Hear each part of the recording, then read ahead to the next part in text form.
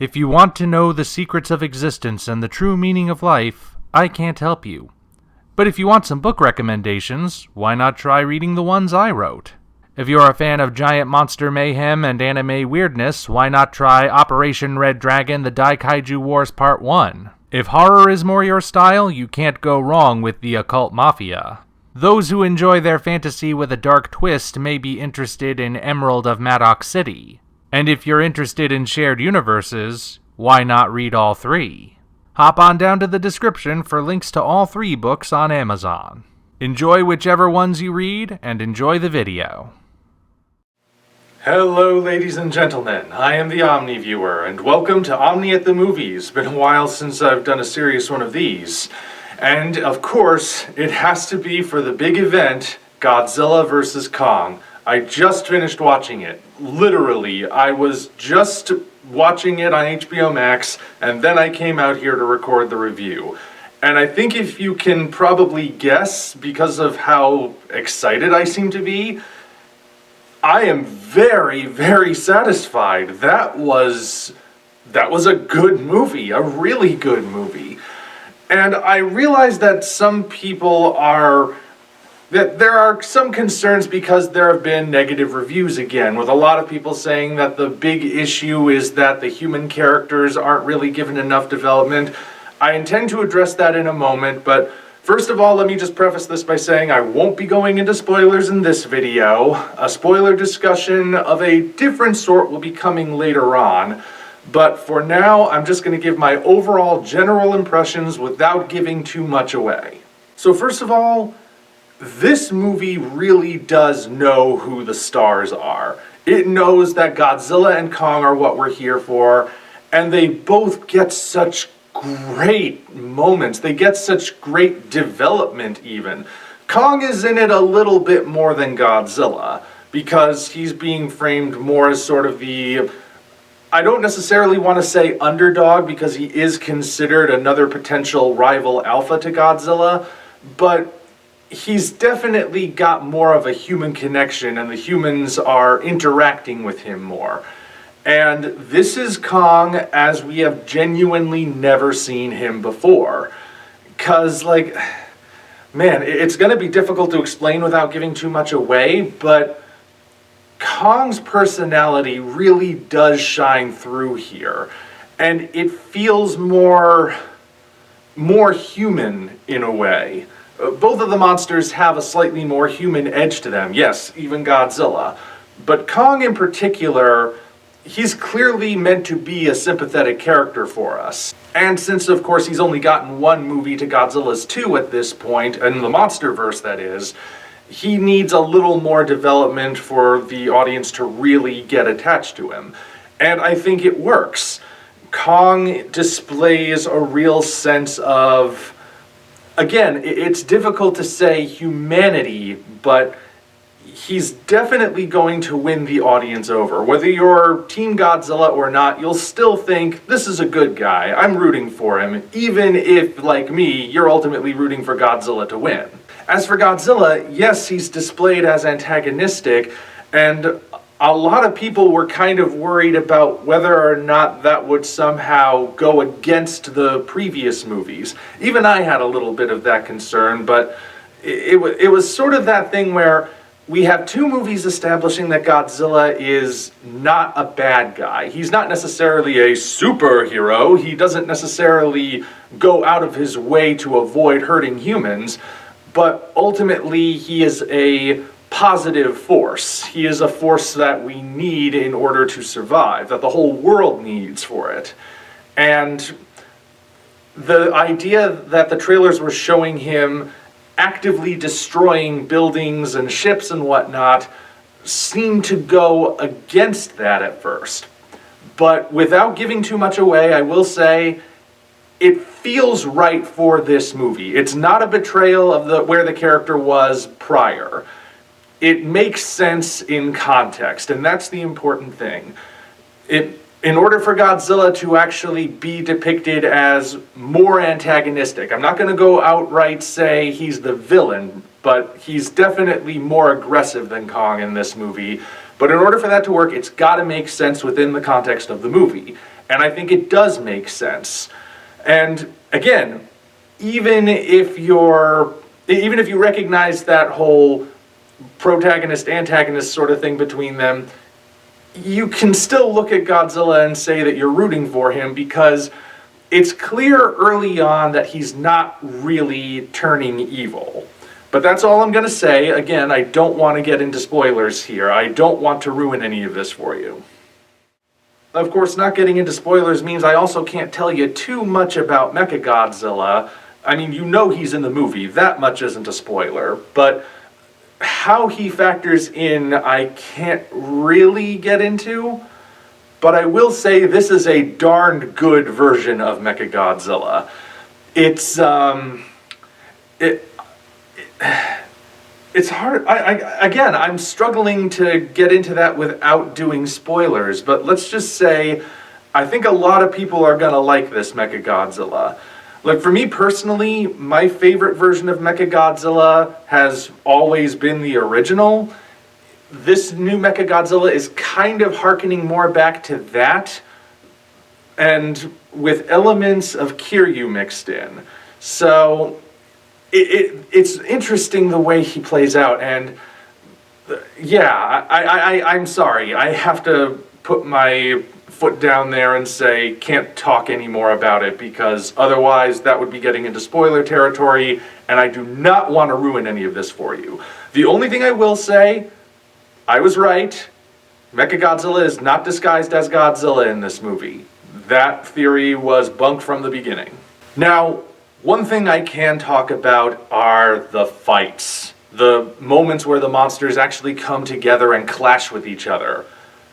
If you thought the monsters moved too quickly in King of the Monsters, well, you might automatically have an issue with how they move in Godzilla vs. Kong, because it's taking that slightly faster but still having weight to it sort of portrayal and really cranking up the dial in order to make this movie one of the most brutal kaiju movies ever. It's not necessarily as violent as Kong Skull Island, but the sheer visceral nature of the fight, the brutality, the way in which Godzilla and Kong are going at each other, ripping each other to shreds and blasting each other and whatnot, it is quite a fight. This is the sort of thing where, even though it's not a practical effects fight, I do believe that if the original Toho crew had the means to do that sort of thing with their stuff way back when,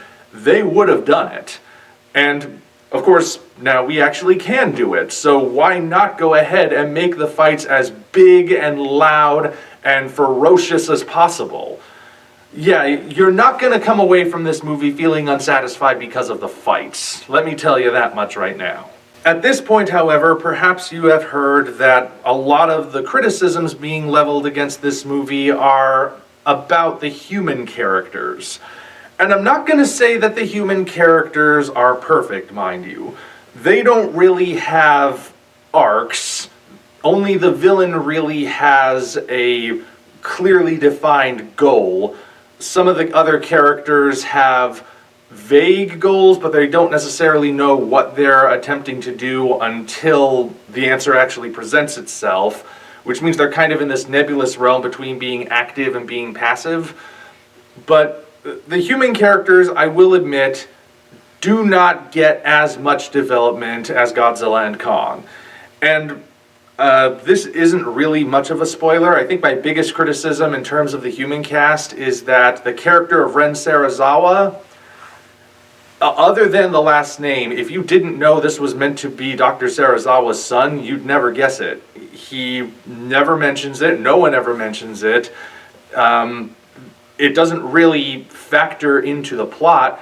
He could just be any random person, really. He could have just been a completely new character with no previous connection to any of the other characters.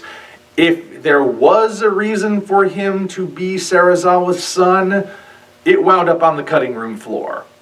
Not that I think the movie really suffers for it. You could just rationalize it as, well, Serizawa isn't that uncommon of a name over in Japan, so maybe it's not his son after all, who knows. But yeah, knowing that the intent was for him to be Dr. Serizawa's son, why they would have removed something that would make that connection clear and also explain why he's doing what he does in the movie, again, no spoilers, that was a mistake on their part. I do believe that's the case. However, I once again find myself thinking back to this same critique being leveled against King of the Monsters, and a lot of people are really missing the point. It's a common critique that you find amongst kaiju movies, but definitely among the MonsterVerse movies in particular, where you have people saying that they are bad movies because the human characters feel like secondary characters. They don't really get much development. They don't have any clearly defined arcs, and all the attention is focused on the special effects. And I don't think that is a legitimate criticism. I mean, it's not an untrue statement. Like I said, I acknowledge that the human characters don't have as much substance to them as Godzilla and Kong. But think about it. The movie is titled Godzilla vs. Kong. These two right here, they are the title characters. The movie is about them. The human characters are secondary. They're along for the ride. Godzilla and Kong are the ones that have clearly defined motivations and who go through arcs and who have goals they're trying to accomplish. That is the whole point of the movie. And actually, they are in it more than they have been in either of the previous movies, I believe. But at the same time, I still find people looking at this movie and thinking, well, why didn't the human characters get more attention? It's because the movie is not about the humans. To me, saying that a kaiju movie is bad because the human characters feel like secondary characters is sort of like watching The Sound of Music and criticizing it because the characters break out into song. That's the whole point, because it's a musical. I certainly have met people who don't like musicals. They just can't wrap their head around the idea that you can tell a story where the characters at some point stop speaking and start singing about what they're thinking and feeling. And, you know, if musicals aren't your cup of tea, fine, that's no skin off my nose. But if you're going to make a point of speaking negatively about them and your primary critique is the fact that they are musicals, that is, to me, a worthless opinion. Because, I'm sorry to say that so bluntly, but it is. Because you're basically critiquing the genre for being the genre and having its own set of rules, its own way of telling the story. You're not really talking about whether or not the story being told makes sense, or flows naturally, or is good, or whether or not even the songs are actually worthwhile. You're just looking at it and saying, I don't accept this as it is. And that, I don't think, is the way you should approach these sort of things. Kaiju movies are the same way. The movies are about the kaiju. They are, more often than not, the most interesting characters. And it's a mistake to look at them and not think that. I mean, heck, we can actually go back to the original appearances of King Kong and Godzilla and see that this is the case. 1933 King Kong movie, the human characters aren't bad, but there's not really much to them. I mean, they just are sort of there to get us to Skull Island. Riddle me this. Why do Jack Driscoll and Ann Darrow fall in love? That is one of the most infamously phoned-in romances of all cinematic history. So bad, in fact, that when Peter Jackson did his remake, he actually made it a joke. I mean, that's the level of characterization we're talking about. The only character among the human cast who has any sort of goal in that movie is Carl Denham. And even then, his goal is to go to Skull Island and get footage for a movie. Given that he doesn't appear to have a script, I have no clue what that movie is supposed to be about, so you get the impression he's maybe sort of a hack who's just gonna get a bunch of random footage together and Ed Wood it into something partly resembling a movie. But, you can't deny that. The movie gets really interesting once King Kong is on the screen, because Kong is the main character. It's his name in the title, after all, but it's not just to draw people in. He actually does have a character and a goal. He is the monarch. He is the king of Skull Island. But he's lonely. Sure, he has people that worship him, and there are other creatures around him, nothing like him, so he can't actually relate to them. But he seeks companionship, and when he gets companionship in the form of Van Darrow, he does everything he can for her, the only way he knows how. It's the way an animal would know how, but all the same. Yet all he gets for it is rejection, and wants nothing to do with him, no matter how much he does for her. And when he tries to win her back after she's taken from him, what happens? He gets captured and brought to New York City, where he's put on display like an animal. And we all know how it goes from there. King Kong is the central figure. He is the most interesting character, which is why we attach ourselves to him so much. It helps that he looks relatively humanoid as far as giant monsters go. The more humanoid a monster is, the easier it is to see humanity within them. But King Kong is definitely the star of the original King Kong. The human characters, they're mostly just there to get to Skull Island, pick him up, and bring him back to New York. That is literally it. And when you get to the 1954 Godzilla, the human characters are better. I'm actually going to be exploring the human cast of that original film a little bit deeper in a future video. But they're still mostly there to move the plot forward. The reason I say they're better than in the original King Kong is because they do have their own conflicts that are mostly separate from the whole Godzilla thing at first. For example, you've got the love triangle where Emiko is engaged to Dr. Serizawa but is in love with Ogata. And that's its own little domestic drama taking place in the midst of this fantastical story. But even that particular element is resolved because of what's going on with Godzilla. And in terms of Godzilla himself, he winds up being maybe unintentionally, but maybe very intentionally sympathetic. Because it's clear when you watch the movie, the only reason he's here is because he was thrust into the modern world by what humans do. And the reason he keeps coming back and going onto the mainland and attacking people is because people are attacking him first. Godzilla was just minding his own business at the bottom of the ocean, and then a nuclear bomb went off and hurt him, and so fueled by rage and pain, he goes on the offensive and takes out revenge on whatever he perceives to be the enemy. And which, of course, leads to the Japanese Navy trying to kill him, which makes him think, oh, so you guys want a peace too, huh? So he goes to Japan. After a while, the audience sort of starts to think, you know what? Humanity kind of has it coming. If they just left Godzilla alone, there wouldn't be any trouble. And you start to feel sympathetic for Godzilla. You start to think, yeah, I actually want to see him win, even knowing he's the villain, he's also clearly the victim, and he doesn't deserve what's happening to him. So, even going back to the progenitors of this whole genre, the monsters who have their names in the title are the ones who are the main characters, and that is brought to its logical conclusion, if you will, in Godzilla vs. Kong. You gotta watch kaiju movies in a different way than you would watch other movies. Because if all you do is look at the giant monsters as special effects, I don't want to say you're watching the movie wrong, but you're kind of missing what's being done with the storytelling. It's storytelling where the secondary characters are the human characters, and the secondary characters therefore are at the forefront.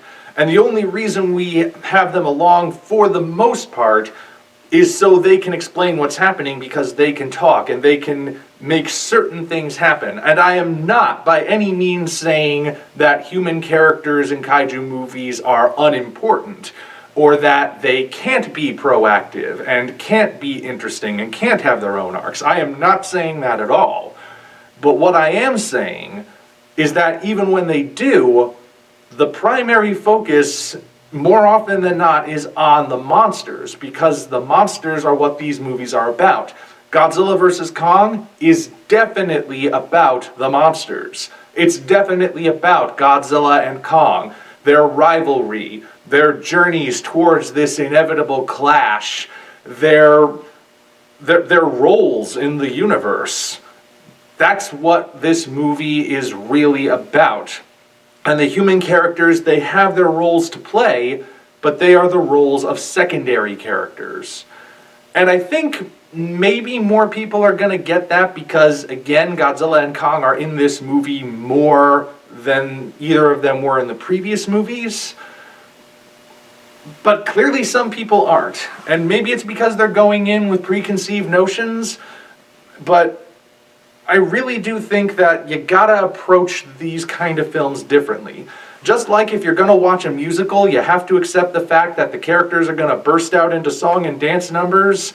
When you watch a kaiju movie, you have to accept the fact that the kaiju are the most important things. Okay, so that was a bit of a rant. Bottom line is, Godzilla vs. Kong is very satisfying. Even the ending, which I won't give away, I feel like the ending was earned. It made sense. It got to a conclusion that felt appropriate. I am good with these results. Again, I will do a spoiler video of some sort later on, once more people have had a chance to see the movie. But I'm not disappointed by the ending. And it still leaves room for the Monsterverse to continue in multiple different directions. So I am not disappointed. I really, really liked this movie. I am sort of disappointed that I had to watch it on HBO Max. I mean, I've got a fairly big TV I can watch it on, but I really wanted my first impression to be in the theater. I will get a chance to see it in the theater later this week, and I will be taking precautions. But that doesn't really hurt the movie. I'm not so disappointed that it's like, oh, well, if I couldn't see it on a big screen with the loudest sound system possible, then it just wasn't worth it. No. If you can only see it on HBO Max, see it on HBO Max. You won't be disappointed just because you're not in a theater. And if you are going to go to a theater, be smart about it. Otherwise, though, that's my feeling. Godzilla vs. Kong is another great entry in the Monsterverse. And yeah, to say anything more would be getting into spoilers, so I'll just cut myself off right there and say, check it out. Until such time as we meet again, this is the Omni Viewer signing off. If you enjoyed what you just saw, hop on down to the description for links to Patreon, DeviantArt, and all of our social media, as well as links for Operation Red Dragon, The Daikaiju Wars Part 1, The Occult Mafia, and Emerald of Maddox City, 3 original novels I think you'll really enjoy. Thank you all, and we appreciate your support.